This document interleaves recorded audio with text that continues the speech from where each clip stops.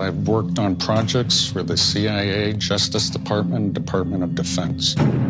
We've run into a few people that claim they got voices in their heads, they sleep inside tinfoil boxes, they do a lot of crazy things, it seems, but when they talk to us, they seem totally normal, they seem totally sane. Are these people crazy, or is the government doing this to them? The government's doing this to them. They're called voice of God weapons. So you know for a fact that these weapons that you worked on, they're being used domestically today? Absolutely. It's the ultimate weapon. To your knowledge today, are there citizens of this country that are being abused with this technology? Worse than abused, that's a light word. They're being tortured. They easily could be broadcasting across the country messages to people and causing them extreme pain. That's part of the whole world domination strategy. Control the population from subconsciously to consciously. So what you're telling me, every one of us should be in fear of this because every one of us at some point will be targeted? The technology's advanced that far.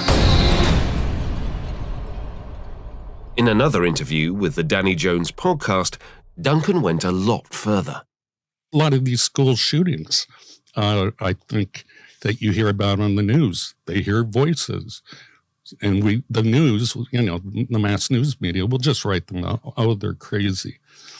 About 20 years ago, I realized some of my research was being utilized on my own citizens.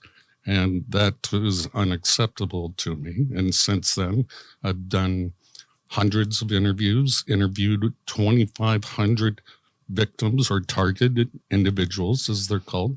We've been working on the same weapons, directed energy weapons, often referred to as mind control weapons. Chinese are working on them. The Russians and U.S. have had them for a long time. It can be done through microwave directed energy if it's amplified. In fact, there's something called the Frey effect. The Army had it on their website called V2K, and that's how a lot of people refer to it, that can pipe voices into someone's head. You can't plug your ears. It actually vibrates the brain, which is like many concussions, through the small pulses that expand the tissue and then contracts it, then goes to the inner ear where they can hear it. If you cognitively model someone, you have a brain print, like a fingerprint. And if you use autocorrelation techniques, and there's a way, and we'll just kind of wave our hand, functional MRI that you can do at a distance over the earth, you have every human being's brain pattern. You can control 8 billion brains on the planet, potentially, read them.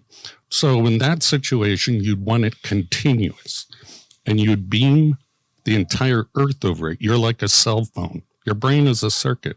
So if you're dialed in, once you have a cognitive model, you would never be able to escape it under the magnetosphere or ionosphere. It's worldwide.